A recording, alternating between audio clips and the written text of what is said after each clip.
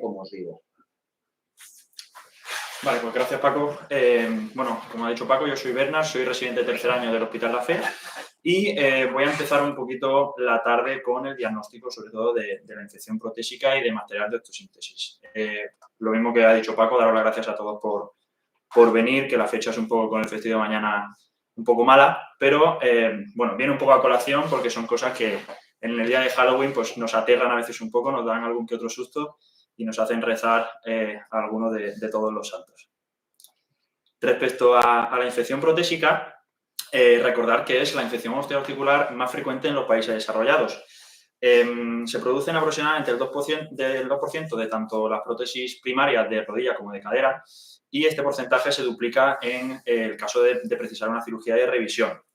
Siempre hay que tener en cuenta que el perfil del paciente es súper importante y que el paciente puede presentar algunos factores de riesgo que aumenten en gran proporción la probabilidad de sufrir este tipo de complicaciones, como son sobre todo la diabetes, que puede multiplicar, en algunos estudios se ha descrito que multiplica hasta por 7 el riesgo de sufrir una infección protésica. Obviamente, la presencia de enfermedades autoinmunes, artropatías inflamatorias, el que el paciente se esté tratando con algún tipo de tratamiento inmunosupresor, hepatopatías y, bueno, los factores de riesgo que todos conocemos, la edad avanzada, la obesidad, la desnutrición y el abuso de otro tipo de sustancias. Yo estoy en la Universidad de Granada y una de las frases que siempre se me ha quedado en mente del doctor Campos, un catedrático de la facultad, que siempre nos decía, solo se puede diagnosticar lo que inicialmente se sospecha cuando se ve el paciente y lo que no se sabe, lo que no se conoce, no se puede sospechar. Entonces, todos somos conscientes de que el concepto de infección protésica, eso existe, está en nuestra vida todos los días y entonces el siguiente paso, si ya la conocemos que esta actividad existe, ¿cómo debemos sospecharla? Inicialmente, obviamente, vamos a ver los signos clínicos. Los signos clínicos de la infección protésica van a variar un poquito dependiendo de si nos encontramos en un caso agudo, en las primeras 6 semanas después del implante de la prótesis, en los cuales tendremos signos clínicos más clásicos. Un paciente que viene con fiebre, con un mal estado general, persistencia del dolor o aumento del dolor después de la cirugía, complicaciones de la herida quirúrgica, los signos inflamatorios clásicos de una rodilla hinchada, roja, caliente. Eso va a ser típico en los casos agudos. Y en los casos crónicos vamos a tener una clínica más larvada, en los cuales quizá los aspectos más clásicos van a ser dolor, una pérdida de movilidad o un drenaje persistente a nivel de la herida. Lo siguiente normalmente que solemos hacer será solicitar algunas pruebas radiológicas, obviamente iniciándonos con la radiografía, pero también apoyándonos en el TAC y en la resonancia para poder ver signos típicos como pueden ser geodas, osteolisis progresiva, signos de aflojamiento o también, sobre todo en la resonancia, la afectación de partes blandas. Mencionar aquí un poco entre paréntesis la importancia del PET con fluorescencia y glucosa, que es una prueba un poco más específica, que tiene un papel emergente, pero sí que está descrito en la literatura que le cuesta aún afinar entre infección propiamente o una inflamación más difusa. La prueba de laboratorio que solemos solicitar de entrada en urgencias suelen ser los reactantes de fase aguda clásicos como la PCR y la VSG. Vamos a ver el recuento y la fórmula leucocitaria y también el papel del dímero D, que indagaré ahora un poquito más tarde. Una vez hacemos un aspirado de líquido sinovial de la articulación o de la artroplastia de la que sospechamos que esté infectada, pues vamos a ver los signos clásicos de, obviamente, si vemos un líquido sinovial purulento, pues ya nos va a orientar por dónde van a ir los tiros. Si no, podemos ver el recuento leucocitario, que las cifras clásicamente eran más altas, a partir de 50.000 leucocitos, pero en los últimos estudios, incluso a partir de 10.000 o 8.000 ya podemos sospechar que ante lo que estemos sea una infección. La proporción de polimorfonucleares o la clásica disminución de la glucosa de las bacterias que se van comiendo el azuquita. Los criterios tradicionales de infección protésica son los que fueron descritos por Pavici y su investigación en el 2011, que son quizás los que tenemos todos así un poco más inicialmente en mente. Existen 2 criterios mayores que son diagnósticos con que tengamos uno de ellos. Si hay una fístula, hay una infección. Y si tenemos un microorganismo aislado en 2 muestras diferentes que salen en el cultivo, eso también va a ser diagnóstico. Y luego, tradicionalmente, en estos criterios de 2011 se decía que si tenemos 4 de los 6 criterios menores, también vamos a poder establecer el diagnóstico. Y estos criterios menores eran la elevación de reactante de fase aguda en sangre, elevación de leucos, elevación de polimorfos en el líquido sinovial, la presencia de pus a la hora de hacer una artrocentesis o una artrotomía, el aislamiento de un microorganismo en un cultivo, no en 2, que sería criterio mayor, y las pruebas histológicas, ver que hay más de 5 neutros por campo en gran aumento. Aquí, lo dicho, son 2 criterios mayores. Si tenemos 1 es diagnóstico, y de los criterios menores haría falta hacer 4, tener 4 de ellos. La revisión, bueno, este es el paper en el cual se publicó, la revisión de estos criterios en 2018 se mantienen los criterios mayores, es decir, si tengo uno de esos 2, sigo pudiendo diagnosticar la infección, y los criterios menores, que antes decíamos 4 de 6, se ponderan con puntos. Ya no es simplemente con la presencia de 4 de 6, sino que hay algunos que ganan importancia respecto a otros. Y las novedades que se presentan en esta revisión son sobre todo el papel del dímero D, de la leucocitoesterasa, de la alfa-defensina y de la PCR medida en el líquido sinovial, si bien ya la teníamos antes en suero. No me quiero adentrar mucho en los puntos de corte, por así decirlo, de estos parámetros, pero aquí, por ejemplo, lo que os había dicho, en la infección aguda, en lo que sería el recontrol leucocitario sinovial, en líquido sinovial, lo que describo aquí son 10.000 y en otros estudios incluso 8.000. Los emoticonos me los ha cambiado un poquito, pero bueno, en general, signo de interrogación quizá en la cabeza de algunos de nosotros cuando nos encontramos al principio con términos como el dímero D, que lo relacionamos más con la TVP clásica, o con la alfa-defensina, la leucocitoesterasa o la PCR en líquido sinovial, que no estamos así acostumbrados a manejarlo en el día a día, como quizás sí que sabemos mejor interpretar PCR en suero, VSG, es una cosa que estamos más acostumbrados. Y voy a intentar dar un par de pinceladas de cada uno de estos criterios que se incorporaron en la revisión.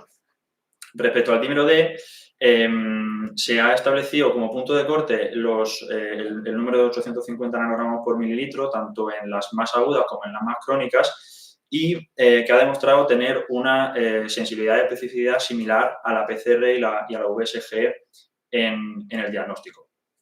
Incluso en algunos de los estudios más recientes, demostrando que puede ser más útil y más fiable, tanto en valor predictivo positivo como negativo, que la PCR o la VSG, ¿vale? Entonces, ver que también tiene un papel importante. La alfa-defensina es un péptido antimicrobiano que, liberado por los neutrófilos en respuesta a una infección, y es una prueba diagnóstica que nosotros, por ejemplo, en la unidad tenemos la posibilidad de realizar con estos test rápidos el lateral flow test. Es como un test rápido, no es el test de laboratorio, sino eso, que viene con un kit preparado, un test rápido que nos permite determinar este péptido en líquido sinovial.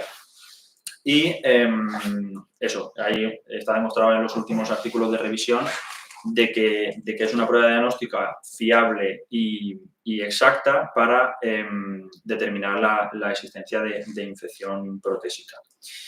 Lo dicho, es fiable, tiene un alto valor predictivo positivo y negativo, y una de las pegas que se les puede poner, y además se le pone sobre todo en las últimas revisiones y metaanálisis, es que es muy cara, sobre todo con respecto a la siguiente prueba, que es la leucocitoesterasa, que es una prueba más clásica, es de uso diario en diagnóstico de otro tipo de infecciones perdón, no es culpa mía. Infecciones de orina, infecciones de partes blandas, infecciones peritonitis o algún otro tipo de infecciones a nivel sistémico, está muy establecida y, bueno, se ha demostrado también que es de gran utilidad en el diagnóstico de este tipo de infecciones. Y lo dicho, en general en los estudios es comparable a la alfa-defensina, pero teniendo en cuenta pues, que un test nos cuesta cientos de dólares, como es el test rápido de la alfa-defensina, y la leucocitoesterasa pues, cuesta un par de céntimos, y además en el diagnóstico es un poco más rápida en la práctica clínica de hacer. Por último, mencionar la PCR en líquido sinovial, que si bien al principio, en los primeros estudios que hablan un poquito de esto, algunos de 2014 o de hace eso, alrededor de una década, no vieron ventajas sobre la realización de este test en líquido sinovial por encima de hacerlo en suero, básicamente en el test de sangre.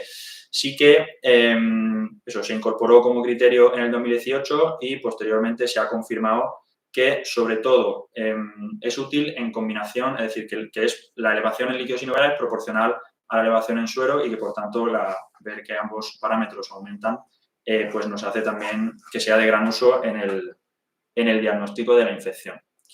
Estos serían, por tanto, un poquito los cuadros resumen de estos 4 parámetros que nos pueden quizá generar más dudas y nada, sobre todo eso, tener en cuenta, tener siempre en mente, es decir, vale, hay criterios mayores que ahí me puedo parar. Si tengo una fístula o si tengo 2 cultivos positivos, tengo una infección y luego los siguientes parámetros que los solemos pedir tanto en sangre como en el aspirado de líquido sinovial, pues ya nos van a dar, en el caso de que no tuviéramos un criterio mayor, pues nos pueden orientar a que efectivamente estoy delante de una infección protésica.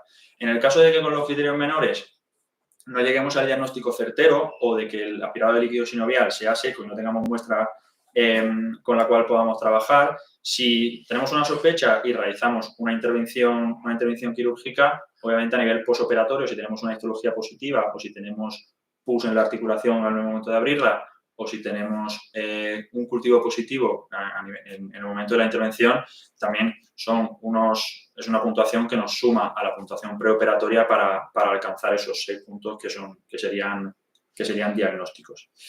Unas pequeñas pinceladas sobre las infecciones de material de osteosíntesis, que es muchos puntos en común, pero bueno, algunas particularidades respecto a las infecciones de prótesis.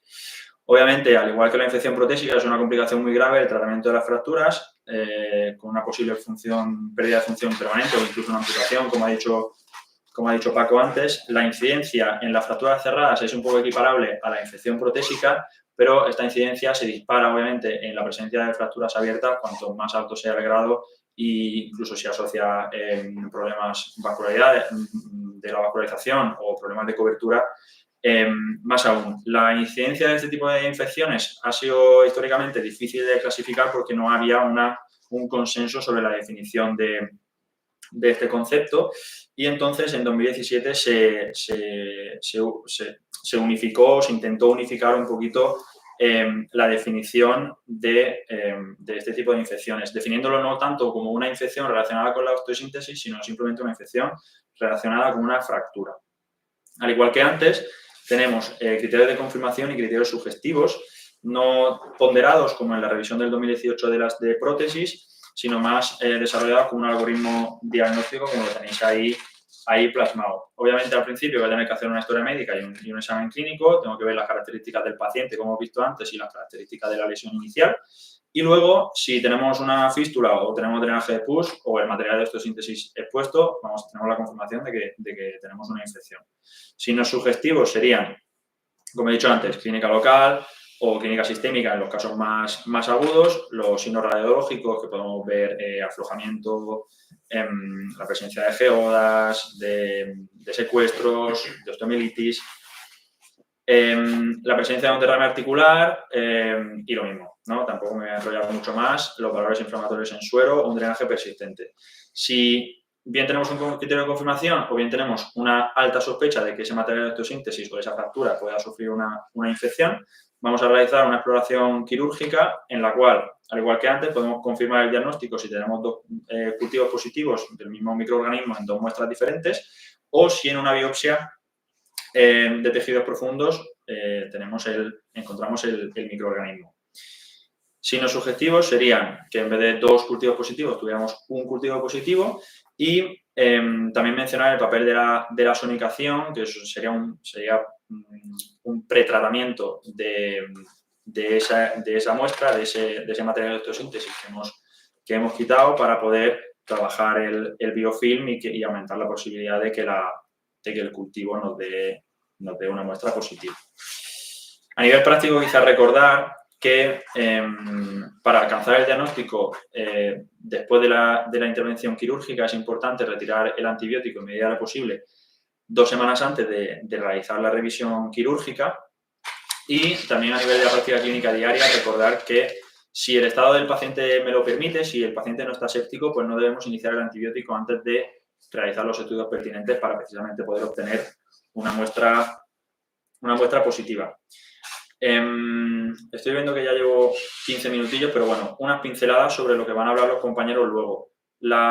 Súper importante, sobre todo en la infección relacionada con la fractura, ver la clasificación respecto al momento en el que se presenta la infección. No es lo mismo una infección aguda que se presenta en las primeras 2 semanas que ya una infección crónica que la vamos a ver a partir de las 10 semanas o 3 meses. Sobre todo por las características en cuanto a, aparte de los síntomas, que ya lo he mencionado un poquito antes, el biofilm va a ser obviamente inmaduro en las agudas y va a ser maduro en las crónicas, que nos va a cambiar completamente el tratamiento y la susceptibilidad de esa infección de tratarse con antibióticos.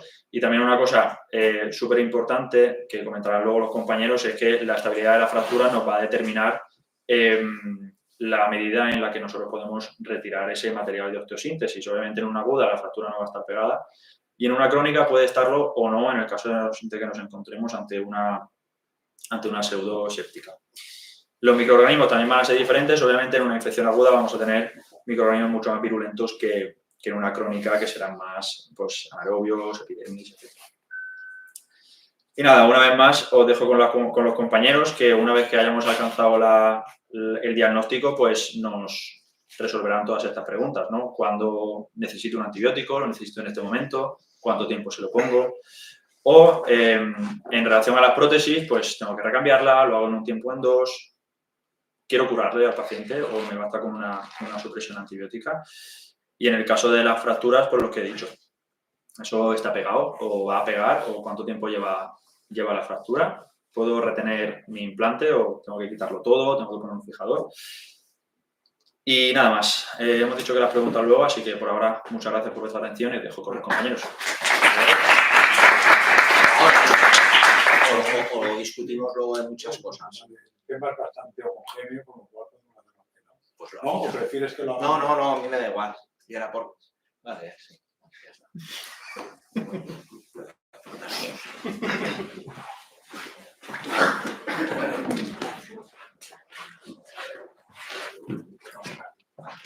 Vale, bien, ¿eh?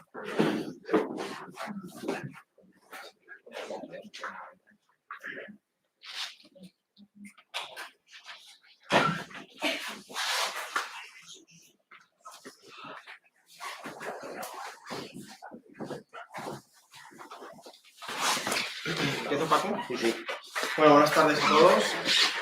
Yo soy Ángel Gregori, vengo del Hospital de Gandía y vengo a versar sobre el tratamiento de las infecciones perimplante o aquellas relacionadas con el tratamiento de las fracturas. Este es el índice que llevaremos a continuación, donde hablaremos de los objetivos del tratamiento de las infecciones relacionadas con las fracturas, hablaremos de la clasificación, aunque ya ha introducido un poco Bernard, y en base a esta clasificación estableceremos el tratamiento y estableceremos el tratamiento también en base un poco a los escenarios que nos podamos encontrar. Finalmente, concluiremos con las ideas clave que nos tendremos que llevar a casa y finalmente hablaremos de un par de casos clínicos para afianzar estos conceptos. Así pues, tendremos un paciente que padecerá una fractura. Esta fractura será tratada quirúrgicamente mediante una reducción y una fijación y que posteriormente sufrirán una infección, o bien de aparición precoz o bien de aparición tardía. ¿De qué depende que aparezca esta infección? Pues de factores de riesgo dependientes del paciente, como ha hablado Berna, si es diabético, si es fumador, si es inmunocomprometido, factores de riesgo relacionados con las fracturas, si es fractura abierta, así como del manejo inicial de estas fracturas, sobre todo el manejo de las partes blandas. Así pues, los objetivos que tenemos que tener en mente y que deberíamos de conocer es que tenemos que conseguir la consolidación de la fractura. Y tenemos que conseguir esta consolidación con una erradicación absoluta de la infección, para así prevenir infecciones crónicas con focos de osteomielitis. Tendremos que conseguir estos 3 primeros objetivos con la curación y unos gestos adecuados de las partes blandas, para así poder recuperar la funcionalidad del miembro. Esta es la misma tabla que había presentado mi compañero Bernard, donde lo importante de la clasificación es que tendremos unas infecciones de aparición precoces, que son aquellas que llamamos agudas, que aparecen en las primeras 2 semanas, y unas infecciones de aparición más tardía, que tenemos las subagudas o las crónicas. Lo que tenemos que conocer de cada una de ellas es que las agudas tenemos síntomas clásicos de dolor, calor, rubor, tumor, el biofilm va a ser inmaduro y que la fractura es inestable, por lo tanto debemos de aportar estabilidad. No habrá tiempo a que se haya formado un foco de osteomielitis, por lo tanto no hay osteomielitis y los microorganismos son de alta virulencia. En las de aparición tardía subaguda son aquellas que acontecen entre las 2 y la 10ª semana, tendremos síntomas variables, un biofilm en estado de maduración y la estabilidad del foco va a ser variable, puede ser que haya consolidado o puede ser que no. La osteomielitis puede ser posible que se haya acontecido o no. Y los microorganismos son de menor virulencia. En las crónicas el tiempo de aparición suele ser mayores a 10 semanas, suelen ser síntomas sutiles o oligosintomáticas y el signo más característico, por decirlo de una manera, es la fístula en este tipo de infecciones. El biofilm va a ser maduro y estable y la estabilidad del foco pues, también va a ser variable. Habrá algunas fracturas que habrán consolidado y otras que no. Lo que sí que tendremos la mayoría de los pacientes es un foco de osteomielitis establecido. Y los microorganismos también son de baja virulencia como el epididymitis. Esta diapositiva trata de toda la batería de gestos o técnicas quirúrgicas que podemos realizar a los pacientes en base un poco a la clasificación y escenario que nos encontremos. Lo que sí que el gesto más importante que tenemos que tener en mente es el desbridamiento. La infección se cura con el bisturí, no se cura con los antibióticos. El desbridamiento tiene que ser radical y no debe de verse delimitado por preocupación de dejar grandes defectos. Un desbridamiento que dure menos de 1 hora debe de considerarse un desbridamiento incompleto. Añadiremos gestos donde manejaremos la fractura y el implante, retiraremos el implante o recambiaremos la osteosíntesis en un tiempo o en 2 tiempos, dependiendo de características, y tendremos que tener en mente la amputación o la antibioterapia supresora oral, según las características de los pacientes y de la fractura, sobre todo aquellos inmunocomprometidos. Siempre utilizaremos antibioterapia supresora intravenosa posterior a las cirugías y también utilizaremos antibioterapia local mediante el uso de cargas, o bien cemento cargado de antibiótico o bien sulfato cálcico.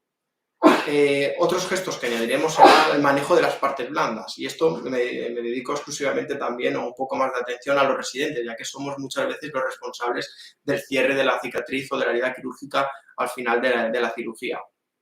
Y este cierre tiene que ser por planos, ¿vale? Sobre todo cuando tenemos un panículo adiposo amplio. Tiene que ser también un cierre hermético. La técnica que utilizo yo es que si entre 2 puntos cabe un dedo, donde cabe un dedo cabe un punto, hay que dar otro punto y cerrar lo más hermético posible.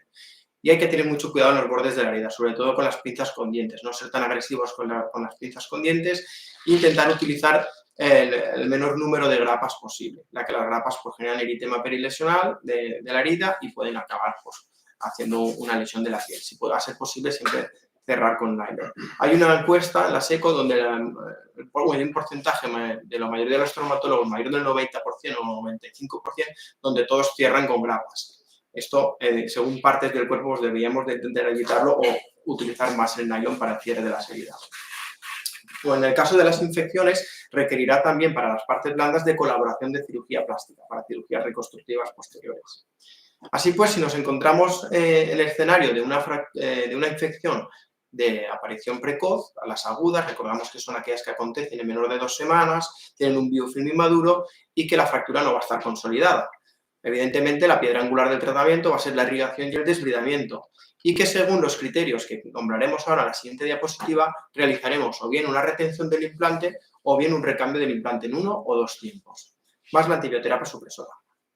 Hay que tener claro que si hacemos un desbridamiento correcto y la osteosíntesis es estable, se puede conseguir la consolidación de la fractura hasta un 71% de los casos. Aplicaremos 12 semanas de antibioterapia supresora o bien hasta la consolidación de la fractura. En caso de tener gérmenes o microorganismos de mayor virulencia, como el Escherichia coli o el aureus, debemos de aplicar 6 semanas tras la retirada del implante de antibioterapia. ¿Cuáles son las indicaciones o criterios que debemos de tener en cuenta para realizar el recambio del implante? Pues cuando tenemos un clavo endomedular, si tenemos un clavo de una tibia, es difícil realizar un buen desbridamiento. Lo ideal sería quitar el clavo, ya que hay más riesgo de pandiafisitis, y además tenemos el sistema RIA, que es un fresado de aspiración y irrigación de todo el canal medular.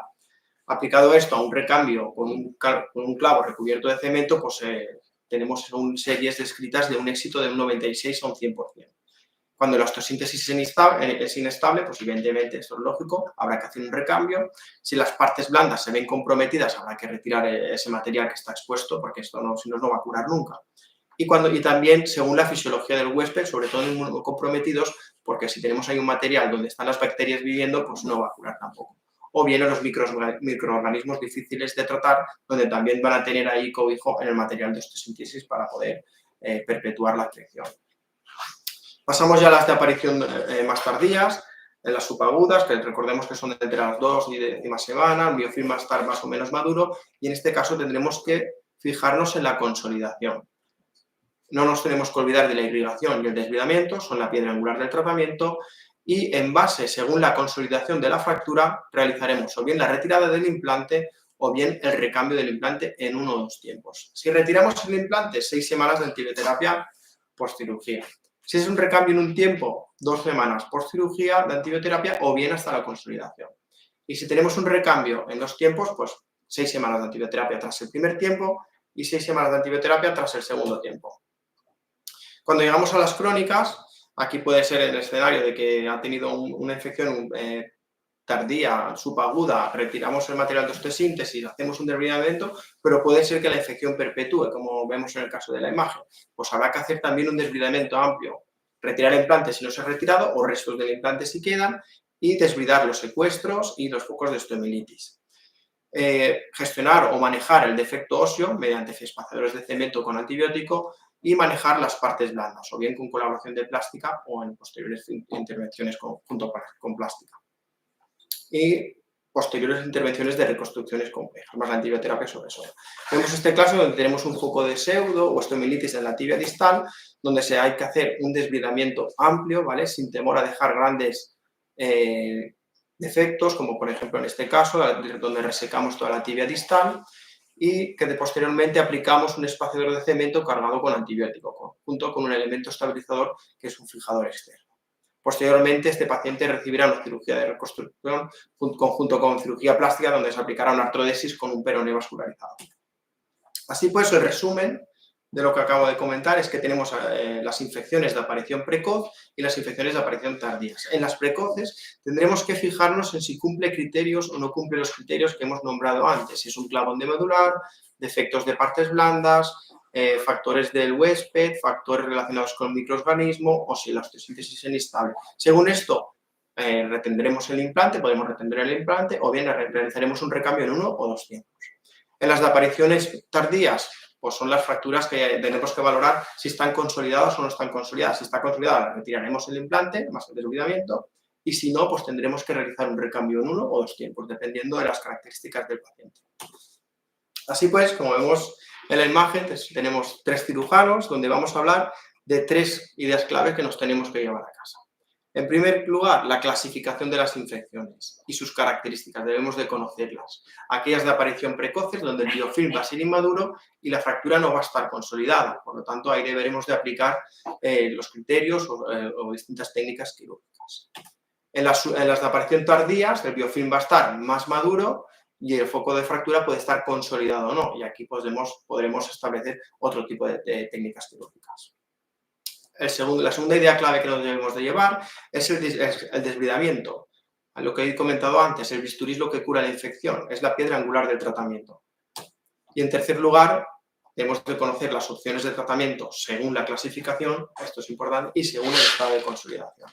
Y como vemos en la imagen, siempre podemos extraer, o hay que concluir con una cuarta idea clave o conclusión que debemos de llevarnos a casa, y es que el tratamiento de estos pacientes es un tratamiento complejo y que muchas veces realizamos decisiones en nuestros centros hospitalarios en base a los recursos que tenemos, y esto puede conllevar a un error, y debemos de tener en mente de que debemos de derivar a estos pacientes a centros de referencia donde existe un equipo multidisciplinar donde se dedican a tratar este tipo de pacientes, que es una complicación realmente temida. Así pues, vamos a hablar un poco de los casos clínicos que he traído. Me gustaría que fuese un poco interactivo y realizáramos una discusión entre todos, ya que el provecho de venir a estas sesiones pues es, en primer lugar, el pisco labis que haremos después, en segundo lugar, aprender, y en tercer lugar, pues conocernos, ¿no? Me gustaría que nos conociéramos entre todos. Entonces, si puede empezar la compañera y así vamos uno por detrás de otro y vamos hablando todos un poco, pues lo agradecería, la verdad. Bueno, empiezo yo. Va. Tenemos una mujer de 47 años que es fumadora de 12 cigarrillos al día, presenta esta fractura de pilón tibial, con un posterior control de partes blandas de fijador externo 2 semanas y posterior reducción con fijación interna. A los 6 meses, en noviembre, se acude a urgencias con una tumefacción, dolor que no tolera la carga y una escara leve supuración serosa a nivel medial del tobillo. Se manda alta a casa con una cita más o menos próxima a consultas externas y a la semana vuelve otra vez a urgencias con la tumefacción, dolor, PCR de centodes y exudado de la herida medial. Bueno, viene siendo una fístula. ¿Cómo te llamas? Yo, Rocío, Rocío. ¿De dónde eres? del clínico. Del clínico. ¿Cómo clasificarías esta infección?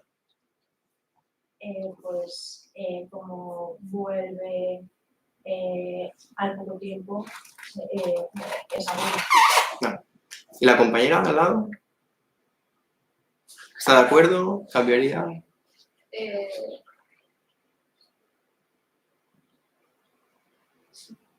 De hecho, 6 meses, ¿no? 6 meses, sí. Porque no me acuerdo. Vale, fue operada en abril y 6 meses después es cuando empieza la clínica. Además de que tiene una fístula, ¿vale? Que es característica de una infección crónica. ¿Vale? Las infecciones crónicas, si pasamos detrás al compañero de la camisa verde, perdón, ¿cómo te llamas? ¿Yo? Sí, sí, Juan. Pues Juan. Bueno, tenemos una infección crónica. ¿En qué deberíamos de basarnos para poder establecer el tratamiento? ¿A qué te refieres? Si tenemos una infección tardía, de aparición tardía, en una fractura, deberíamos de basarnos en un criterio para poder establecer un tipo de tratamiento u otro. En la estabilidad del foco, ¿no? Si está consolidada o no está consolidada. ¿Vale? Tenemos esta fractura donde pues, le pedimos un TAC y está consolidada. ¿Vale? Por lo tanto, la compañera de al lado, ¿qué opciones tenemos para elegir? Yo quitaría el material porque ya habría que Desvidar. y poner antibiótico. Y esa es la D, ¿no? Sí, pero no me ha dado tiempo. No sé si en las otras hay algo que también está bien. Pero... Bueno, tenemos la A, si queréis repasamos un poco. La A es retirar la placa, lavado del filamento y sintetizar y aplicar en la placa. Es un tiempo, ¿no? Un recambio en un tiempo. La B es un DIVE, retención del implante. Si está consolidada, pues no haríamos un DIVE, ¿no? Se puede retirar. Y la C es un recambio en 2 tiempos. Pero si tenemos una fractura ya consolidada, pues podríamos aplicar la D. ¿Vale? Entonces se retira la placa, se hace un buen desvidamiento, se retira la placa y se sigue la evolución en consultas externas con buena evolución de la infección, consiguiendo el objetivo que es la consolidación con una posterior artrosis postraumática donde se le ofreció la artrodesis pero que el paciente rechazó porque iba bien, ¿no? Disociación clínico-radiológica. Bueno, pasamos al segundo caso. Tenemos una mujer de 40 años con antecedentes personales de diabetes mellitus, con un trasplante renoplanqueático, es decir, inmunocomprometida, enfermedad de Behçet, artrodesis de la rodilla izquierda hace 7 años porque se le aplicó una PTR que se infectó, se le revisó la PTR, una prótesis de revisión, también se infectó y acabó con un clavo de artrodesis en la otra extremidad. Entonces, el compañero de ahí, Sí. ¿cómo te llamas? ¿De dónde eres? Javi. Javi, encantado. ¿Cómo manejarías a este paciente de inicio con estos antecedentes? Aquí no venimos a criticar un poco qué es lo que se hizo o no se hizo. Venimos un poco también a discutirlo. Digo, por no enjuiciarlo esto, ¿vale?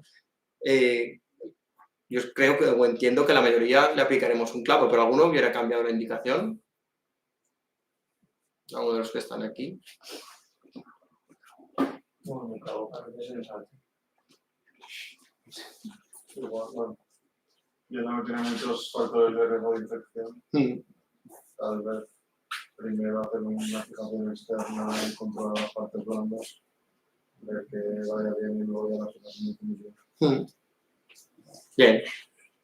Pero bueno, es otra opción que debemos de tener en cuenta, sobre todo el paciente es el paciente en todo su conjunto, no solo la fractura.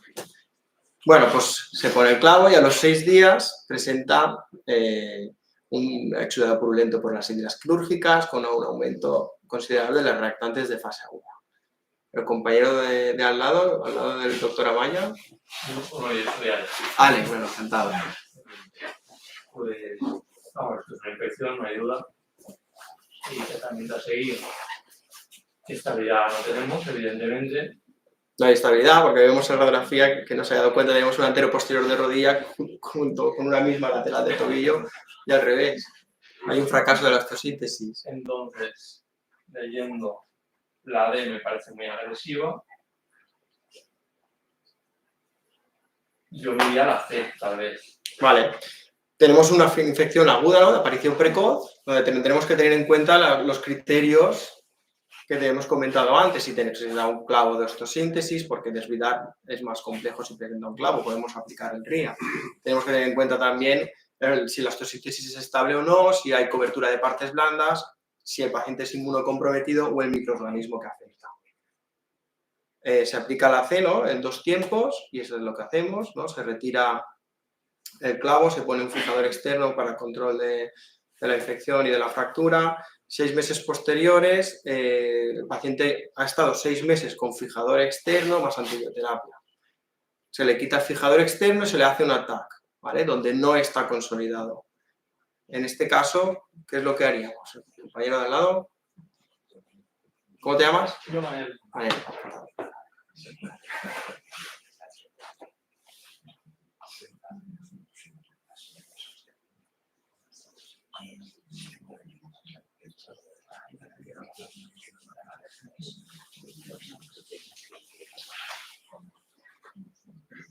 Somos el comité de sépticos, la fe, tenemos que decidir algo.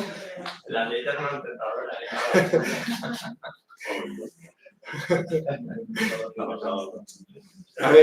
A veces en estos casos no existe la opción correcta, no vas al libro a consultar y lo vamos a tener allí bien detallado. En este caso, pues bueno, podríamos aplicar un clavo recubierto de antibióticos, se puede. ¿Cómo estará el canal medular? Pues habría que verlo con el TAC, no tenemos las imágenes. Pero dime la C, estaba cerrado completamente. Estaba cerrado, pues un clavo ya no lo tengo. En la B podemos aplicar una bota o un yeso y dejarla en carga o descarga. Si no está consolidado, pues igual podría ser una opción, pero no sé si llegaría a consolidar. Bueno, al final la D sigue siendo un poco la piel. La mujer no quiere que le corten la pierna, pues se le pone una placa, se hace una osteotomía del peroné para intentar dinamizar lo máximo posible. Y al mes, bueno, llega un mes más tarde con tumefacción, dolor y cierta tumoración del peroné, donde vemos en el TAC esta colección, un exudado leve de la herida. ¿La compañera? ¿Te llamas? Sí. Encantada. Tras plantearlo otra vez en el comité de sépticos, estamos aquí. ¿Qué decidiremos ahora? Esta vez, llevamos un mes. ¿Cómo clasificarías esta infección?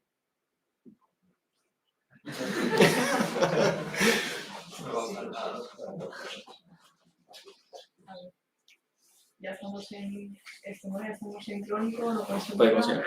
Crónicos no consolidada, correcto. Solo me parece, ¿no? Poco. ¿Cuál? La de... La B me parece que no haríamos nada. La C, bueno, Podría ser, yo claro. creo que sería... Podría ser una opción, sí. Pero bueno. ¿Alguien haría la D? No. Yo me preguntaría qué objetivo con este paciente. ¿Cuánto quiere conservar su pierna? Buena pregunta. No quiere que se la cortes. Mucho porque la otra rodilla lleva una artrodesis. La otra, que es una paciente ciega, prácticamente ciega, con mucha patología, y que claro, si le cortas la pierna, que es una opción muy válida, y más en un caso de esto, pero es que la otra pierna va con una artrodesis de rodilla. Entonces, claro, prácticamente la dejas completamente inválida. Entonces ella lucha mucho por su pierna. Además tiene mucha patología porque uno de esos trámites que cuenta acabó en la UCI, que no se nos murió de milagro, porque hizo un fracaso hepatopancreático, renal, de todo, que entonces, bueno, es un caso jorobado. Entonces, pero ella lucha por su pierna y nosotros luchamos con ella. ¿Hasta dónde? Pues bueno, sigue contando el caso y la situación es la que está. En este caso, pues se hizo un desvidamiento, porque otra vez pasar a lo mejor a la fijación externa, pues era como volver un paso atrás. Entiendo que a lo mejor se decidió esto en el comité por lo mejor, para tomar la mejor decisión por el paciente. Pero bueno, esta es la última radiografía que tengo, 3 meses más tarde de la última cirugía. Esto fue la semana pasada. Pues bueno, parece que esté intentando pegar o que esté en pseudo. La respuesta de esta pregunta ya no la tengo, porque el caso sigue, pero bueno, por el momento sigue en observación, pero hay que tener en cuenta pues que tenemos a un paciente delante con todas sus características y no tenemos que basar en las fracturas o en las radiografías. Y ya está. Muchas gracias. Bien, gracias. Yo quería añadir una cosa de esta paciente. Sí. Y es que hay veces que la infección protésica la buscamos los cirujanos. Es decir, esta señora con 35 años, todas las insuficiencias que hay en el libro y todas las inmunodeficiencias y un dato que quizás a lo mejor se le ha pasado porque no conoce tanto el caso como nosotros, con un síndrome cerebeloso que no caminaba prácticamente y una ceguera prácticamente absoluta, deciden ponerle una prótesis de rodilla. Una señora que con 35 años prácticamente no camina, no tiene, y claro, o sea, no tiene ningún tipo de independencia porque su síndrome cerebeloso no le permite, más allá de caminar por el pasillo de su casa que mide 4 metros, y alguien le pone una PTR. 35 años, la PTR se infecta, 2 o 3 cirugías, la cuarta, la quinta, la sexta ya la hicimos en la FE, y la octava, la novena y la décima que también hicimos allí, acabó con un clavo al prótesis. No, pero a veces no solo los cirujanos buscamos la infección, a veces el paciente también nos ayuda. Porque esa fractura que habéis visto multifragmentaria con gripe de tibia se la hizo yendo en bicicleta. La bicicleta la conducía el novio y se pegaron, pues es un guardazo, como podéis imaginaros. Es decir, que hay que tener en cuenta que en esta infección a veces los cirujanos ayudamos y a veces el paciente también ayuda. Claro, cuando ya ayudan los dos, ya tenemos el cataquismo, pero creo que sin dar la indicación correcta. A veces es complejo, porque en este caso la PTR, o sea, la deformidad de la rodilla sí que lo conozco. Creo que tenía un genuvalgo de unos 20 grados o 25 grados, o sea, caminaba totalmente fatal. Entonces sí que exigía cierta solución para esa deformidad. Pues yo caminaba. Caminaría como podría, ¿no? Con esa deformidad, pero igual querría caminar más. No lo sé. No conozco mucho más de ella. Bueno, seguiremos con la historia. Sí, la verdad que sí. Bueno, ahora Iván Aruncha del Hospital Clínico va a hablar del tratamiento de las infecciones protésicas. Es más conocido que el tema de la osteosíntesis, porque el tema de las infecciones de la osteosíntesis es un término nuevo. De hecho, no existe el término infección de osteosíntesis. Lo que existe es la definición que hay, es definición, como has dicho tú, es la definición de las fracturas asociadas a osteosíntesis. Más es un término del 2017 que está, en breve va a salir, creo que un protocolo, igual que un nuevo consenso para las infecciones protésicas. Y está en aumento tremendo, lo de la infección de la osteosíntesis va en aumento.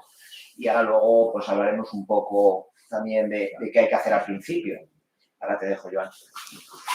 Bueno, yo agradezco que estéis aquí unos cuantos valientes. Os vengo a hablar de lo que podemos hacer una vez ya sabemos que tenemos una infección en la prótesis que hemos puesto. Esto no es nuevo. En el año 1983, el doctor Insal ya encontró una forma de tratar estas infecciones de prótesis. Lo hacía recambiando los componentes de la prótesis en 2 tiempos. No sabía muy bien por qué este método funcionaba y, sin embargo, la antibioterapia sola no. Nosotros, como ya han dicho los compañeros, sabemos que tiene que ver con el biofilm y si no hacemos un gesto quirúrgico asociado a esta infección que tenemos, pues seguramente nos quedaremos igual. Bien, gestos que tenemos a nuestro alcance. En primer lugar, hablaré del DAIR. Como sabemos, es un desviamiento con retención del implante. Hay cierta controversia en el tema de indicar cuándo es una infección aguda o cuándo no. Hay autores en la literatura que lo consideran entre 4 y 6 semanas, otros incluso meses, y para otros es en las 3 primeras semanas. Desde luego, no vamos a hacer un desviamiento si el implante se ha movilizado o si no conocemos el microorganismo. Además, habrá microorganismos que no nos vamos a meter, como en el enterococo, si es una infección polimicrobiana o fúngica, o bien si el estado de las partes blandas no es el óptimo. Bien, existen unas escalas que están bastante en auge en el tema de la predicción de cómo va a ser nuestro DAIR, si va a fracasar o no. En primer lugar tenemos la escala CLIC, que luego ha sido revalidada por diversas revisiones. Esta se centra sobre todo en las infecciones agudas y considera que el DAIR tiene bastante riesgo de fracaso cuando tienen más de 4 en esta puntuación. Luego tenemos la escala CLIM 80, que está desarrollada por la Sociedad Europea de Microbiología, y está más indicada para ver si el DAIR fracasa en infecciones hematógenas o lo que se consideran también muchas veces agudas tardías. Bien, lo que he encontrado en septiembre de 2023 sobre el DAIR es una revisión sistemática de 624 estudios que al final, detrás de la criba, hacen una selección de 970 procedimientos de DAIR en rodillas y consideran una tasa de éxito media de 71%. Esto nos dice que el DAIR poco a poco va mejorando digamos, las esperanzas de tratar con éxito las infecciones de la prótesis, ya que clásicamente se ha dicho que el éxito era de un 60%. Además, sitúan como en Staphylococcus aureus el germen causante con más frecuencia y con un auge del Propionobacterium magnes. Por tanto, concluyen que es una opción eficaz para la hora de tratar tanto la infección aguda como la hematógena en prótesis. Bien, el DAIR. ¿Qué cosas tenemos que saber a la hora de realizar ya un DAIR? Bueno, es importante realizar una sinovectomía.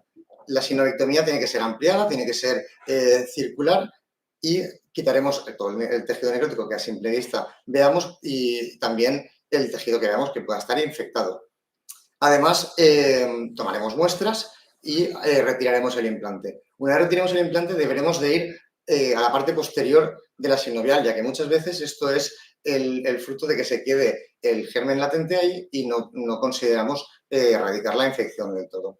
Las últimas consensos dicen de lavar de entre 6 y 9 litros y luego reimplantaríamos el componente. Cuando hacemos un DAIR, ¿pondríamos antibiótico? Pues bueno, el DAIR sin antibiótico no tiene sentido. Necesitamos realizar una cobertura antibiótica, además del gesto quirúrgico que hacemos. Y las últimas guías, lo que hemos encontrado es que la cobertura antibiótica no debe de ser menor de entre 6 o 8 semanas, iniciando primeramente la cobertura intravenosa. Bueno, y si ese DAIR nos falla, ¿qué podemos hacer? Pues bueno, la literatura es unánime. Un segundo DAIR no está indicado. Si nos falla el primer DAIR, nos tenemos que buscar otras alternativas, como puede ser el recambio de componentes. El recambio de componentes lo podemos hacer en un tiempo en pacientes seleccionados. ¿Cuándo? Pues cuando conocemos el organismo. Ha salido un antibiograma en el cual el microorganismo además es sensible al antibiótico que va contra ese biofilm. Además, factores del huésped, pues no puede tener un déficit de calidad, o sea, no puede haber infección a nivel de la piel. Que haya una fístula a este nivel es ya una contraindicación o que el paciente esté severamente inmunocomprometido. El primer tiempo es una alternativa muy interesante porque acorta la estancia hospitalaria, además de que bueno, pues la calidad de vida del paciente es bastante diferente, porque por eso empieza a rehabilitar antes y también el antibiótico nos va a durar menos porque no necesitamos ese segundo tiempo. Además de que está relacionado con una disminución de la mortalidad y la morbilidad. Ahora bien, tenemos que saber que son casos que están supeditados a un criterio de selección, lo que hemos comentado antes. No van a ir todos los pacientes bien con este primer tiempo ni se van a poder hacer. La tasa de éxito la sitúa en torno al 95% y las tasas de reinfección son similares al gold estándar, que es el recambio en 2 tiempos. El recambio en 2 tiempos lo podemos hacer en el resto de casos, en pacientes que ya están inmunocomprometidos, en los que veamos que tenemos una fístula que está justo en la cicatriz y que no vamos a poder remover, pacientes en los que están con un tejido óseo remanente muy malo o que van a tener un defecto de cobertura de partes blandas muy severo. Bien, respecto al espaciador, el objetivo principal de los espaciadores va a ser el mantener la cantidad adecuada de concentraciones de antibiótico durante un periodo prolongado de tiempo en todo el hueso y tejido circulante para erradicar la infección. Tenemos clásicamente dos tipos de espaciadores. Los espaciadores que son estáticos o rígidos, que confieren una mayor estabilidad con menor tasa de roturas y también menor coste, aunque esto es controvertido y están muy en auge los espaciadores dinámicos o articulados, ya que le permiten al paciente un mayor balance articular, que empiece con esa rehabilitación sin pérdida severa del stock óseo y de la musculatura. Los espaciadores van a estar recubiertos de antibiótico. El antibiótico de estos espaciadores va a estar dirigido contra el germen que hemos aislado. Si no hemos aislado ningún germen, irá, digamos, de forma empírica a cubrir la máxima cantidad de microorganismos sospechosos habituales de esta infección. Los cementos deberán de ser un polvo estéril, sensibles a los gérmenes más frecuentes, termoestables, hidrosolubles y que produzcan la reacción alérgica e inflamatoria mínima en el huésped, así como un paso a la circulación sistémica nulo o mínimo. Bien, ¿cuándo hacemos el segundo tiempo? Clásicamente se ha dicho 6 semanas. En 6 semanas más o menos nos replanteábamos lo de hacer el segundo tiempo, pero esto ya no tiene sentido. Ese segundo tiempo vamos a ver cómo está ese paciente. Vamos a ver que la PCR esté normalizada o tengamos una PCR umbral, con el paciente totalmente asintomático.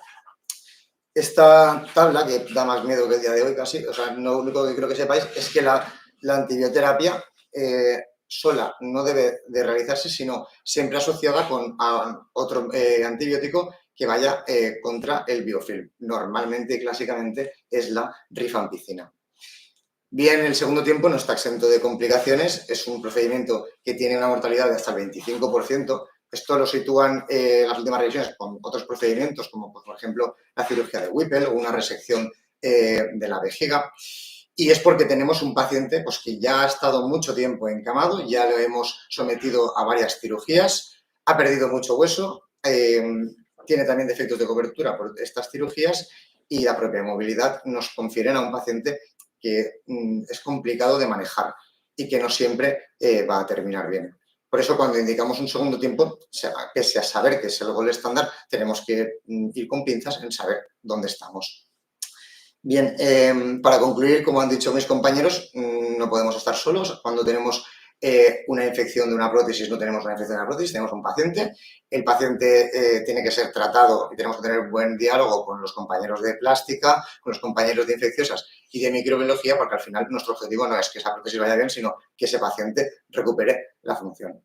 Y bueno, para no explayarme mucho, os traigo un caso clínico que es un caso clínico estándar, una señora de 67 años que manda al médico de cabecera porque tiene pues, signos de artrosis, con una rodilla tumefacta, con molestias a la flexión, crepitación y un dolor en la interrina medial. La paciente además es dislipémica, artritis reumatoide y diabetes. Como antecedente, pues bueno, tuvo una PTR en el lado lateral, en el contralateral que fue bien y estas son las imágenes que nos mandan desde el médico de cabecera y nos llega la consulta a la paciente.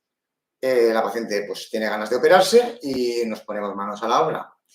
Estamos muy contentos pues, porque la cirugía pues, nos va bien, vemos el primer control postquirúrgico, vemos el control a las 4 semanas, no parece nada extraño.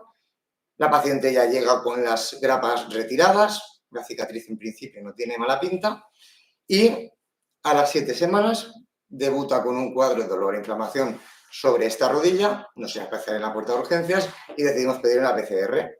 La PCR está en 97, tiene leucocitosis, sin embargo la cicatriz no tenía pues, ningún punto en el que supuraba ni aparecía un cuadro de fiebre generalizada. Además de eso, no se había sometido a ninguna otra cirugía ni tenía pues, infecciones de orina ni nada más. Bueno, voy a intentar también hacerlo un poco interactivo, a ver si nos ha quedado claro algo. ¿Qué nos parece incorrecto de esta paciente? ¿vale? Entonces, leo yo y vosotros levantáis la mano, ¿vale? De entrada se puede practicar artrocentesis para confirmar diagnóstico e identificación del germen causante. ¿A quién le parece mal esto? Bien, ¿no? Vale.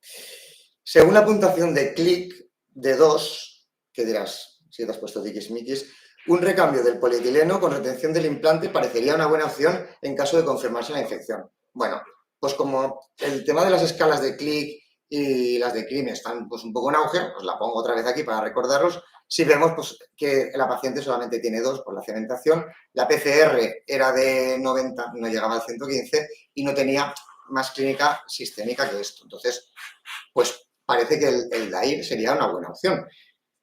La antibioterapia de amplio espectro con seriación de reactantes de fase aguda podría ser un manejo eficaz en pacientes como este. ¿A quién le parece bien? No, ¿verdad? O sea, un gesto aislado de antibioterapia no nos parece bien. Muy bien. Y en caso de que fracasen otros métodos de desviamiento, por ejemplo, un DAIR, se plantearía realizar el cambio de componentes en 2 tiempos. Pues, en este caso, podría ser también quizás en un tiempo, pero bien, ¿por qué no? Vale, habéis acertado. Seguimos con el caso, la paciente le realizamos la artrocentesis, nos sale Staphylococcus aureus, que es sensible a la meticilina, y iniciamos con cefazolina 2 gramos, rifampicina, y hacemos el DAIR.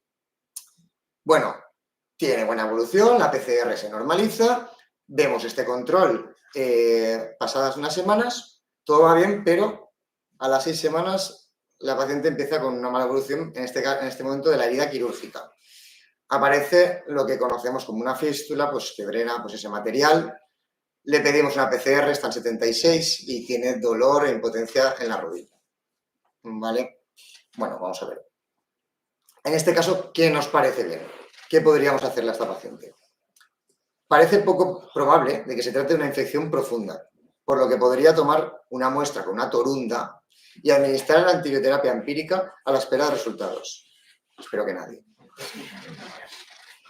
En estos casos podría manejarse con limpieza quirúrgica, toma de muestras, tiene buena pinta, al menos 5, y recambio en un solo tiempo, ya que parece una infección aguda, que está entre 4 o 6 semanas desde el último DAIR. ¿A quién le parece esta? Vale. Lo falso es que en un solo tiempo, como hemos dicho antes, cuando ya hay una fístula, no se le puede aplicar. Es un criterio de exclusión de un tiempo. Parece que las pruebas de imagen no se evidencia aflojamiento, no parecía. Por lo que se podría plantear un segundo DAIR. Ya hemos hecho un DAIR, un segundo DAIR está contraindicado. El paciente debería ingresar para manejo quirúrgico, que podría ser en 2 tiempos, identificando el microorganismo y ajustando en función del antibiograma, tanto sistémica como localmente, lo que hablamos del cemento. ¿Os parece esta, no? Muy bien. Ya tenemos más conocimientos. Es lo que hicimos en 2 tiempos, hicimos un desviamiento ampliado, quitamos los componentes. En este caso nos volvió a salir, pero este caso era una cepa que era resistente a meticilina, pusimos vinicilinita y rifampicina y un espaciador articulado con cemento que liberaba banco y genta. A las 5 semanas disminuye la PCR y se mantiene, por lo que es nuestra PCR normalizada umbral y hacemos un segundo tiempo, ponemos esta prótesis de revisión, este es el control postquirúrgico y vemos que, pues bueno, pues actualmente la paciente tras un año está estable clínicamente y ha recuperado la función. Y nada, pues eso, muchísimas gracias por aguantarme y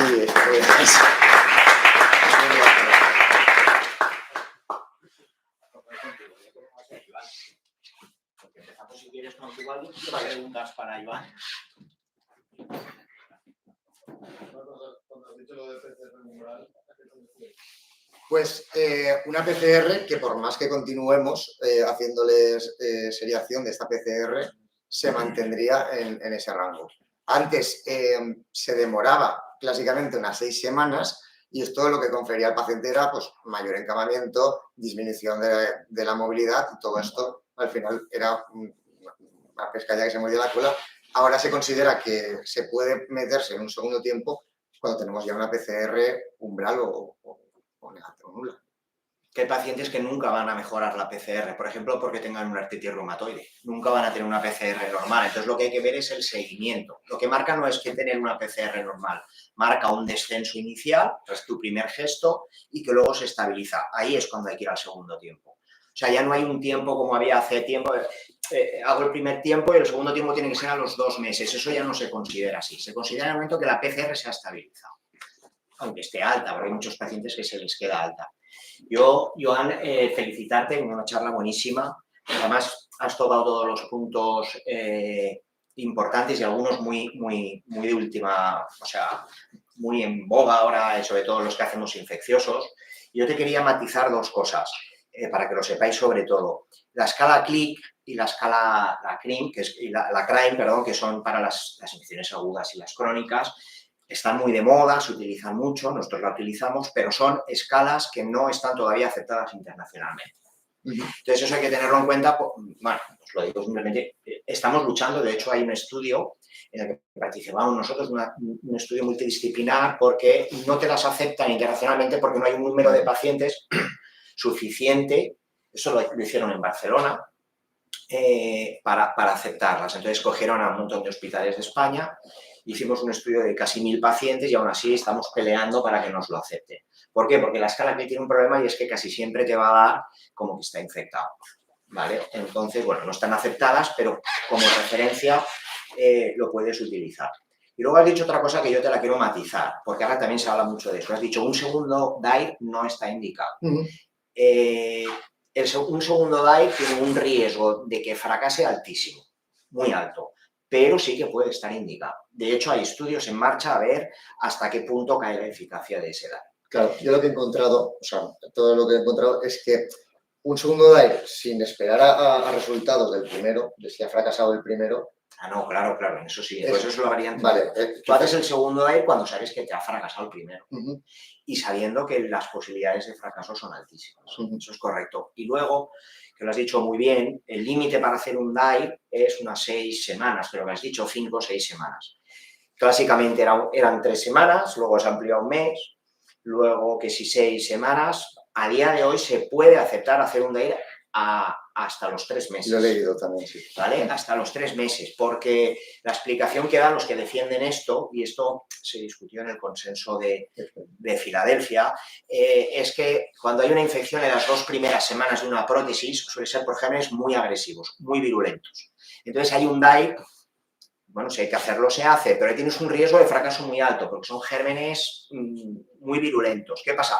Que a las 2 semanas esos gérmenes virulentos, bueno, si aparece a partir de las 2 semanas ya son gérmenes menos virulentos, mucho más sensibles a todos. Entonces, entre la segunda y la 6ª semana es el tiempo perfecto para hacer el DAIR, porque los gérmenes son muy poco virulentos. Y a partir de la 6ª semana hasta el 3er mes empieza ya a volver a elevarse las tasas de fracaso de un DAIR. ¿Por qué? Porque ya son gérmenes ya el biofilm y toda la pesca. Pero hasta 3 meses habría opciones, sobre todo en pacientes debilitados. Y ahora te voy a hacer una pequeña pregunta, porque también es otro concepto que quiero que os vayáis todos de aquí. Tú imagínate que estás de guardia en el clínico, que yo conozco muy bien ese hospital, he hecho muchas guardias ahí, y a las 12, 11 de la noche, cuando estamos cenando, llega un paciente con una prótesis de rodilla, con una imagen parecida, tirando pus, o no tirando pus, tú le haces una artrocentesis y sale pus. Una PCR de 200. ¿Qué es lo que hacéis? ¿O qué es lo que harías? ¿Cuánto tiempo lleva con la clínica? Bueno, con la clínica pues nos lo inventamos, 10 días o una semana. 10 días. En la guardia, ¿eh? Sí. Porque como vamos de residentes, o sea, tú estás en la guardia, está Silvia Gallego de adjunta contigo, le preguntas ¿y qué hacéis ese día? 200 de PCR, 3 semanas con su prótesis de rodilla, una fístula en todo el centro de la herida y tirando pus. Una fístula. Por lo tanto, pues en principio el DAIR estaba ya contraindicado con la fístula. Sin fístula. Sí, vale. Da igual, pero es que la fístula también va. Aunque bueno, con fístula, vamos a empezar sin fístula, porque dejo ese concepto y luego pasamos a la fístula. Vale, pues sin fístula y con 10 días de clínica. Y con fiebre. Y con fiebre. ¿Tiene sepsis? No. Pues se podría plantear un DAIR. Pero coges a Silvia y os metéis. Tendríamos que saber si hay polietileno en nuestro hospital o se podría hacer lo que es el DAIR. No hay polietileno en tu hospital, ni en el mío tampoco. Vale. aún así se podría hacer y luego hacerle otro con... Mi pregunta es, ¿tú te metes a la 1 de la mañana a hacerlo? No, normalmente nos esperaríamos. Vale, haces bien, es el primer concepto. Aunque tengamos la PCR muy disparada, si el paciente está bien y sabes que hay una infección, le has pinchado, un DAIR no está indicado de urgencia. No solamente porque no esté el polietileno, aunque lo tuvieras, porque eso, primero se ha demostrado que el DAIR mejora los resultados si tú ingresas al paciente, hablas con Pepa Galindo, con las infectólogas que tenéis ahí tan buenas, que optimizan al paciente y a los 2, 3 o 5 días, independientemente de que llegue una semana o 10 días con clínica, lo operas en el quirófano, programado y todo bien. Y aparte hay que identificar el microorganismo para que el DAIR se pueda hacer en principio. Eso ya depende del estado clínico. Tú primero pinchas, lo mandas a micro, pero el estado. Si el paciente está séptico, y ahora seguimos al siguiente paso. El paciente está séptico. No tiene fístula, pero está séptico. Y no tienes polietileno. Es la 1 de la mañana, hospital clínico. ¿Qué haces? Si está séptico habría que meterse. ¿Hacer qué? A desbridar, por lo menos. Muy bien. ¿Pero sabes el por qué? Pues porque es acantonado realmente, si no limpiamos el foco. Perfecto, sí, lo has dicho muy bien. Tú abres, aunque no le vas a cambiar el polietileno, es decir, no vas a hacer un DAIR correcto, vas a abrir para disminuir carga bacteriana, para limpiar y vaciar. Y a los 5 días, o a los 10, ya harás un DAIR como toca, ¿vale? Y luego, si tiene fístula y está séptico... Si tiene fístula y está séptico. Muy séptico, además. Si está séptico, lo mismo. O sea, lo que acabas de decir. Pero es que a lo mejor hay que abrir y a lo mejor en la guardia hay que quitar la prótesis, Pues eso, quería esas tres fases simplemente para que lo sabéis, entender, no hay que hacerlo corriendo, ¿vale? Y lo has hecho muy bien, enhorabuena, fenomenal. ¿Qué tal? Bueno, es una pregunta en general un poco para la mesa. Es cómo diferenciar, y si existe, una infección protésica o del material de osteosíntesis frente a una infección superficial. ¿Y cómo se trataría? Qué buena pregunta, qué buena pregunta. Ponemos un ejemplo, porque así nos manejamos todo bien. Prótesis de rodilla, a los 5 días, la herida se abre a nivel distal, por ejemplo, si es una rodilla y parece que se ve algo blanco que puede ser el tendón rotuliano. ¿Qué haces? ¿No? ¿Es esa la pregunta, más o menos? Sí. Pues mira, eso a día de hoy, y además eso lo tengo ahora muy revisado porque tengo que dar una charla dentro de un mes, no hay ningún criterio ni ninguna indicación de qué hacer, ¿vale? Ni ninguna prueba de imagen, ni ninguna cosa que te lo vaya a decir. Entonces, ¿qué es lo que se recomienda hacer? Ahí te puedes encontrar también varios escenarios. El problema de esto es que siempre hay que tener varios escenarios. Toda herida quirúrgica que ves que evoluciona mal es el principio de una infección profunda. Para empezar, eso lo tenemos todo claro. Si sale un poquito de pus, eso ya de entrada significa que esa infección ya no es superficial, ya es profunda. Y en el caso de que tuviera una prótesis, te tienes que ir a un DAIR directo. Y en el caso de que no salga pus, pero la herida no va más de 5 días, esa herida hay que revisarla. Y ahí tienes 2 opciones, desbridar y limpiar sin meterte a la prótesis, no se vaya a infectar, o ir directo a un DAIR. Entonces, tú empiezas planteas, por ejemplo, pues eso, una limpieza. ¿Cuándo te tienes que meter hasta adentro, cambiar el polietileno y todo? Cuando tienes una artrocentesis previa, cosa que hay que hacer siempre que se sospeche una infección protésica, y en estos casos también, prótesis que hace 5 días que has puesto, hay que pinchar la rodilla, hay que descartar por una herida que evoluciona mal. Aunque no tenga derrame. Aunque no tenga derrame, tú tienes que descartar que no hay líquido o pus en la articulación antes de meterte a hacer un desbridamiento o un DAIR. ¿Por qué? Porque si te sale seca, es decir, no puedes identificar germen, eso ya es indicación de DAIR. Si la herida, por supuesto, si tienes mucho pus, porque eso indica que es profundo. Y bueno, evidentemente casos en los que veas que cuando abres un poquito sale pues mucho a mierda, hablando mal.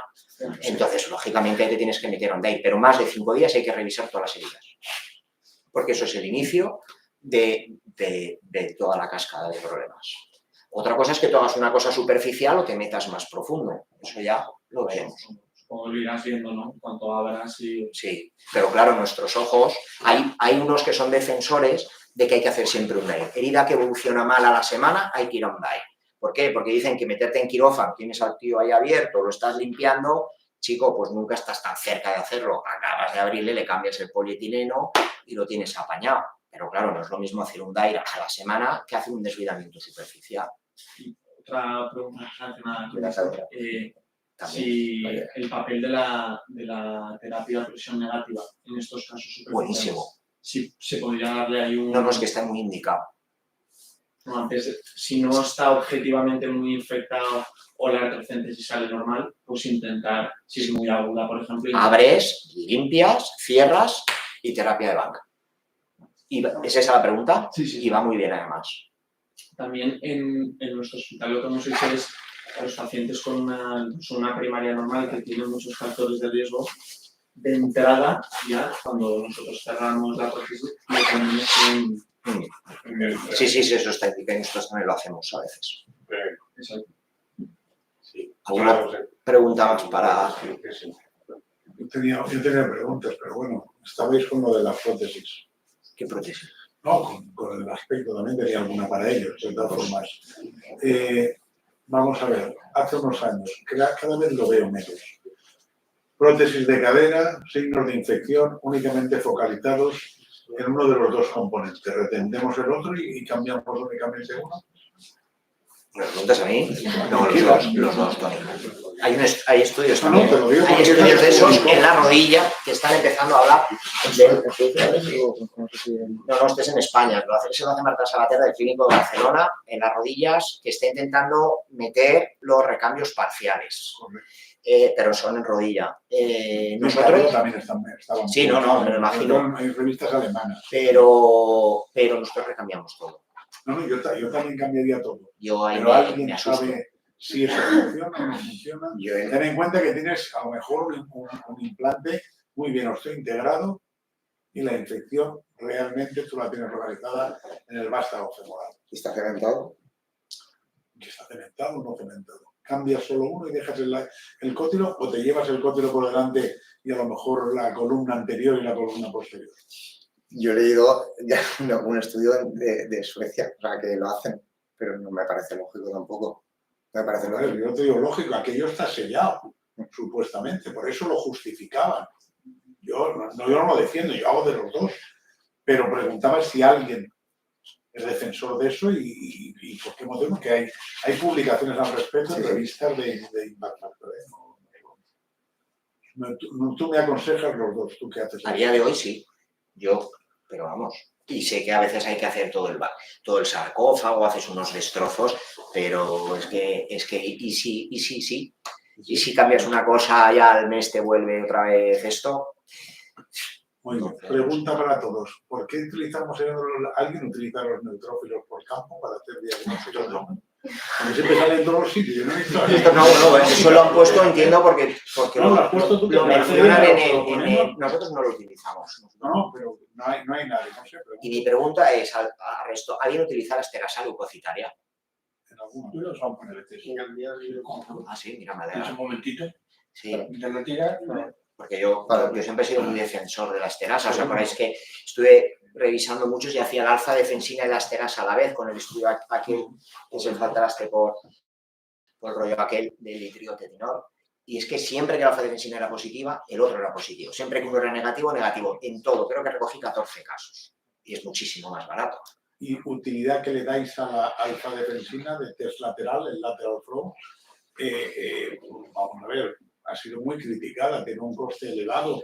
Se decía que lo que defendía Parvici era la que tenía únicamente el laboratorio. Eso no sé si lo ha dicho Ángel, que hablabais de lo de él. Vamos a ver, los datos cuando venden la alfa-defensina lo venden con un 90 y pico de sensibilidad, pero con las técnicas que hacen en Estados Unidos, que son con ELISA. En España está el test de flujo lateral, que la sensibilidad creo que es del 70%, ya cambia la cosa, y es cuando les zurraron a los de alfa-defensina de que estaban vendiendo unas cosas que no eran. Nosotros cada vez lo utilizamos menos, ¿verdad, José? Sí. Prácticamente, claro. Yo sigo utilizando mis tiritas de orina que voy a urgencias, las robo y me las escondo en el quirófano y la verdad es que me van bien. A ver si quieren preguntar a alguien algo más. Yo tengo una duda, unas preguntas un poco para todos. Habéis mencionado bastante lo de los factores de riesgo, y siempre pues diabetes, fumador, obesidad, entre otros. En concreto eso, ¿alguien descarta algún paciente por ese motivo? O siempre, no, a ver si baja un poco de peso lo operas igual. Yo quería preguntarnos, es que ¿por qué seguimos operando pacientes con IMC de 40 si sabemos que es un factor de riesgo? En la consulta nunca, quizá debes. La realidad es que no lo hago. Nosotros nos hemos puesto un peso. Bueno, pues, En la consulta tenemos un peso. Luis habló Manolo Angulo y me parece idea estupenda. de verdad, es Y que pues ponemos un peso. hemos venido aquí y lo ha presentado como factor de riesgo, pero llega la consulta y seguimos operándola. Y no pierden, al contrario, ganan mucho. Hay estudios que dicen que ganan más todavía. Dicen que no se mueven porque les duele la rodilla. Claro, pero cuando tienen la prótesis puesta siguen ganando peso. El estudio ganan más peso todavía. Y les sigue doliendo. Pero es que esas pacientes generalmente todas tienen Vale, yo metabolismo Ya, y no, engordan del aire. Y entonces son muy demandantes, además. no, yo te lo digo porque Pero para esos pacientes lo que pero que sepas que te puedes infectar. Avisarles sí que es importante, yo creo. Pero bueno, es que aquí en España, en Estados Unidos no las operan, ¿eh? Necesita más colaboración con el endocrino o con la especialidad que sea con primaria que optimizar un poco. Pero el tienen paciente. prisa. Ya. Es que aquí hay que también entender cómo está el sistema montado. Tiene mucha breve. Esté un año a régimen para que usted luego esté medio año más para ponerme la prótesis. Calla. No, eso no es así. Y se va a servir atención al paciente. Reclamación. Una pregunta, lo de la esterosa leucocitaria lo hacéis en quirófano, Sí. pero no era un criterio preoperatorio. Puedes utilizarlo preoperatorio, Ujú. pinchando la rodilla, te tiene que salir líquido sinovial sin una sola gota de sangre y lo haces. Puedes hacerlo en la consulta. Y luego lo puedes hacer en esos casos que abres un recambio, si es séptico o no es séptico, lo primero que haces antes de abrir la rodilla, o sea, tú has abierto la piel, y antes de abrir lo que es toda la rodilla, pinchas, sacas y lo haces. Y tiene que salir violeta a lo bestia, si no, no es indicativo de infección. Claro, los que atacan a la esterasa leucocitaria dicen que siempre sale, si tú sacas, siempre se pone muy violeta cuando tú lo que estás sacando ya se nota que es medio pus. Entonces, pero bueno, tiene una sensibilidad del 92%, ¿eh? Yo creo que está bien como orientar. Todo es como orientar, porque aquí no hay una prueba que te diga esto está infectado y esto no, por más que estamos ahí peleando. Yo tenía también una pregunta y es, si, por ejemplo, vas a un recambio de una prótesis científica y tú sospechas un aflojamiento del mecánico, que no tiene ningún tipo de signo infeccioso, no lo sospechas, pero tomas muestras en el quirófano y da positivo en algún cultivo. ¿Cómo tratas eso? Como si fuera una infección. O sea, tú te salen las muestras positivas intraoperatorias. Luego no, tú tomas muestras que mandas a microbiología a cultivar. ¿Pero a dónde? Intraoperatorias. Intraoperatorias, sí. Y te salen Y salen positivas. más de 2. Sale un cultivo positivo. A un cultivo aislado. Un cultivo. Te coges 5. O sea, Pues 1 de 5. Contesta, 1 de 5. es una buena pregunta. Yo lo daría como que a lo mejor sí, ¿dónde? La cosa casual. O sea, Das antibiótico, pero sigues para adelante. Das antibiótico y sigues para adelante. Lo que pasa es que yo no recambio ninguna rodilla si no la he pinchado antes, también te lo digo. O sea, yo de entrada ya en la consulta ya he visto un poco, ya he hecho un análisis de líquido sinovial, que es la otra cosa que quería decir de vuestras charlas. Hay dos cosas que yo me quedo tranquilo ya si se os quedan. Una, prótesis que sospecháis que sí, que si no, en la consulta hay que pincharla. Antiguamente nos daba miedo pinchar la rodilla porque ahora la vamos a pinchar y la vamos a infectar. No, es que es el principal, es lo más importante el diagnóstico. La artrocentesis, eso es lo que te va a decir y te va a orientar. Si tú eso luego te ha salido negativo y luego te ha salido un germen a lo mejor es contaminación, eso no es un criterio de infección. Podéis hablar con los servicios de infecciosas y ponéis un antibiótico profiláctico y sigues para adelante y sigues considerándolo como aséptico. Ahora, si al mes aparece con cosas raras la paciente, pues a lo mejor. Pero la artrocentesis y las prótesis de rodilla, fundamental. Toda prótesis dolorosa, esto ya son cosas demagogias mías, toda prótesis dolorosa está infectada hasta que no se demuestre lo contrario. Entonces hay que pincharlas en la consulta antes. Y luego lo otro que decías, eras tú, Ángel, el desbridamiento para la osteosíntesis. Lo has hecho muy bien, lo has hecho fenomenal. El desbridamiento tiene que ser a saco.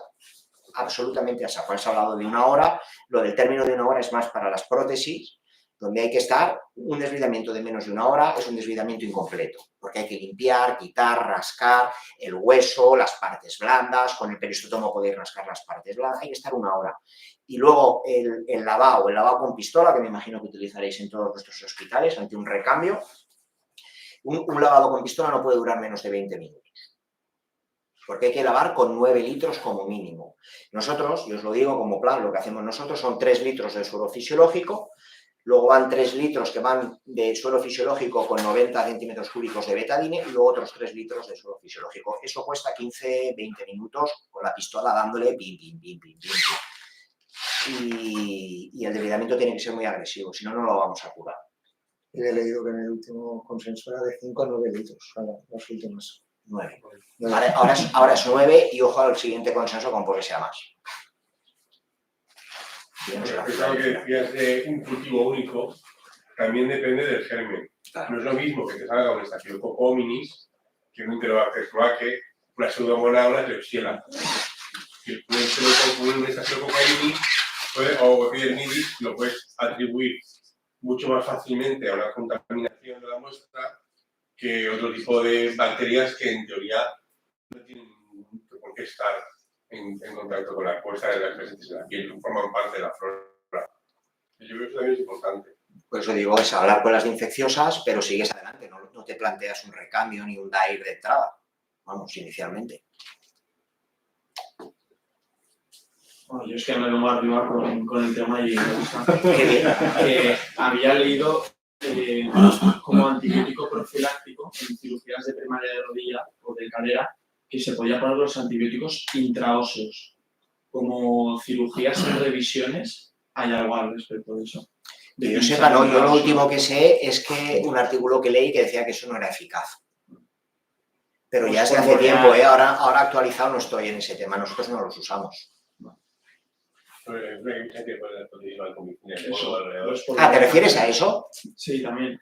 No, pues eso nosotros no lo hacemos en primarias, nosotros me refiero a los que hacemos sépticos y la unidad de rodillas sí que lo hace, por ejemplo. O sea, no hay estudios concluyentes. Yo es que no creo en la vancomicina, vosotros lo hacéis, Tony. Yo no creo en eso, yo creo que parte además se con el redo. En eso está demostrado, sí. Sí, pero es que hay gente que en las primarias de rodilla lo pone. Y nosotros pues no lo ponemos. Cemento con antibiótico, ¿no? Eso que ponemos también. Pero cuando ya es... Pero no espolvoreas luego con la vancomicina y no, yo es que no le veo ningún sentido a eso. Entonces se usó antes mucho la rifampicina. No sé si ahora se sigue usando o no. En raquis hubo una época, por lo menos en la fe, que el inicio de todo esto empezaron con la rifampicina. Sí. Que no había ninguna evidencia científica y luego pasaron a la vancomicina que tampoco la hay. Siguen. ¿Algo más? Pues nada. Cuando tú quieras, Paco. Ya, nada, que he estado muy a gusto y espero que hayáis aprendido algo, por lo menos habéis revisado y que fenomenal.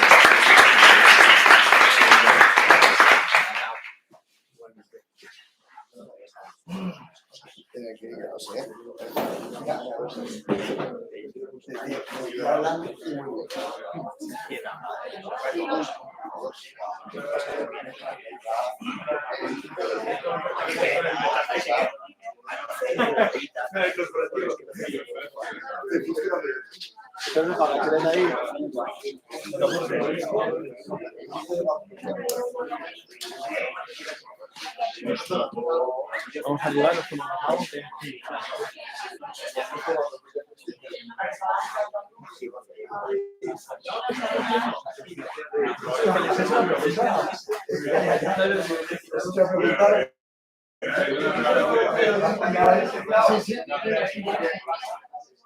Eso le pasa a Alfredo, claro. Yo pregunto precisamente por eso. Una vez.